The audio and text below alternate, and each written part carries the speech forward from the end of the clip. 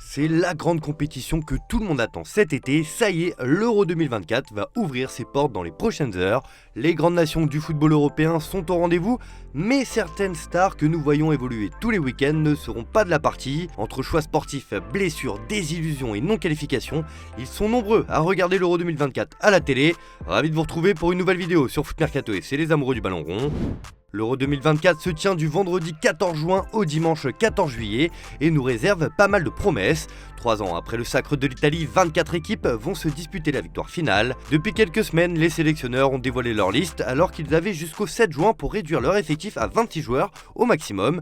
Les 24 sélectionneurs ont fait des choix difficiles pour réduire leur groupe et il y a pas mal de surprises. Au poste de gardien, on pense évidemment à Thibaut Courtois. C'est le grand absent de la liste de la Belgique. Le portier du Real Madrid sort d'une saison compliquée après avoir subi une rupture des ligaments croisés du genou qui l'a tenu éloigné des terrains quasiment toute la saison, mais il a retrouvé le prêt en cette fin d'exercice, disputant 5 matchs avec la Casablanca, dont la finale de la Ligue des Champions remportée par le club madrilène où il s'est montré décisif.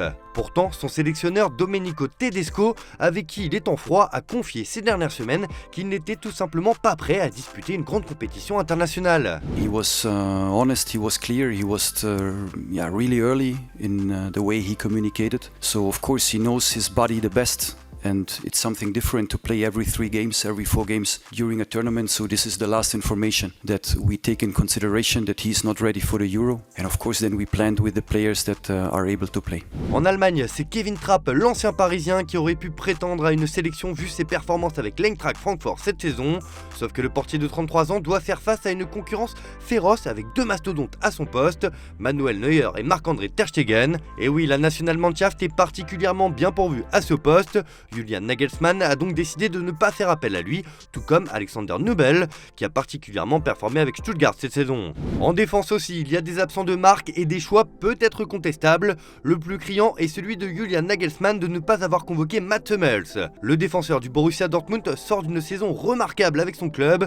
Malgré ses 35 ans, il a brillé en Ligue des Champions et atteint la finale de la compétition. Malheureusement insuffisant pour convaincre son sélectionneur de le retenir. Champion du monde 2014, cadre de la Nationalmannschaft ces dernières années avec 78 sélections, il paye sans doute la forte concurrence à son poste dans l'esprit de son sélectionneur. Coup de tonnerre chez les Three Lions, un des capitaines de la sélection anglaise n'a pas été retenu. Il s'agit d'Harry Maguire, le défenseur de Manchester United. Si l'anglais est souvent décrié avec son club, il a toujours répondu présent en sélection. Depuis plusieurs années, c'est le taulier en défense et le capitaine derrière Harry Kane. Il avait logiquement sa place dans l'effectif anglais, mais sa saison compliquée en club où il a été déclassé, mais surtout sa récente blessure au mollet, aura finalement mis fin à ses espoirs de disputer la compétition.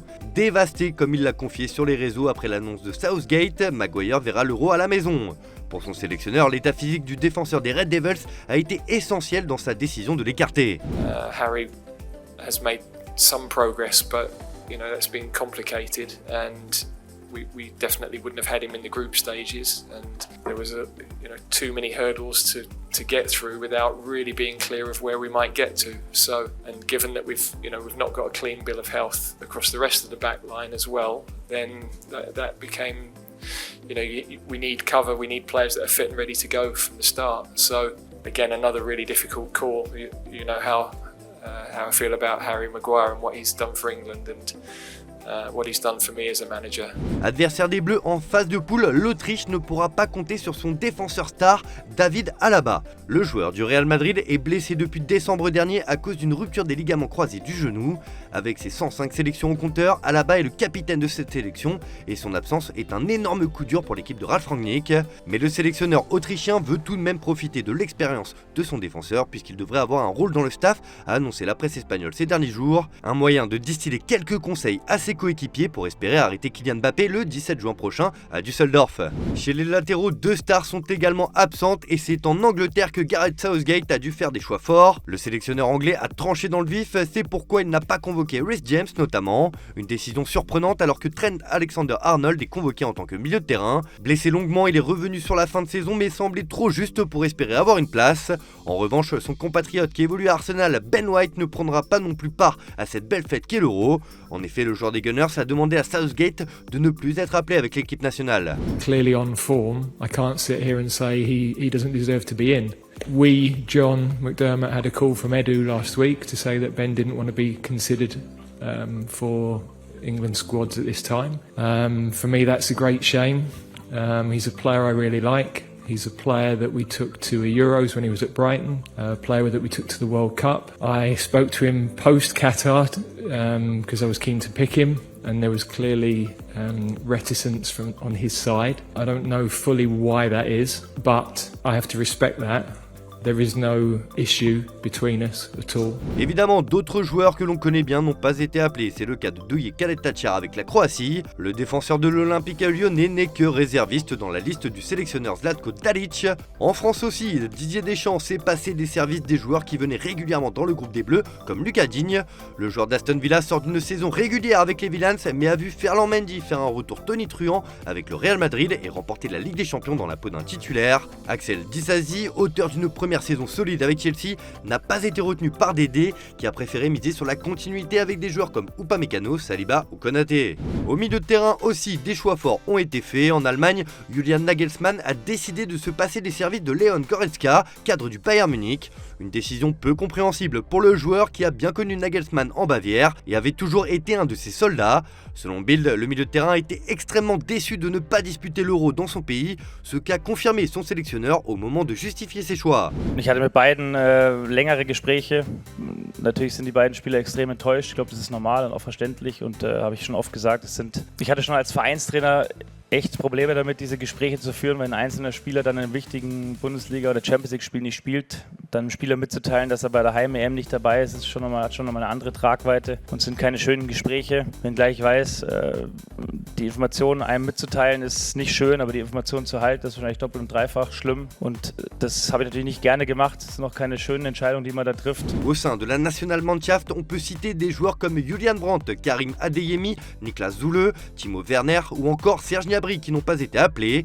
Des joueurs importants tant en club qu'en sélection ces dernières années. Vainqueur de l'Euro 2020, en 2021 avec l'Italie, Marco Verratti ne participera pas à cette édition. Le milieu de terrain fait les frais du grand remaniement opéré par Luciano Spalletti ces derniers mois. Joueur d'Al Arabi SC au Qatar depuis l'été dernier après plus de 10 ans au PSG, le petit hibou paye sans doute son choix de carrière dans un championnat exotique. Frenkie de Jong, c'est la grosse tuile aux Pays-Bas qui pourrait profiter à l'équipe de France. Après avoir chuté 3 fois en 6 mois en raison d'une blessure à la cheville droite, Frenkie de Jong ne participera pas à 7 Euro. Il avait lui-même déclaré qu'il voulait prendre un risque et accompagner son pays en Allemagne pour essayer d'aider l'équipe. Le bon sens a pris le dessus et le joueur n'a pas pu finir sa rééducation à temps.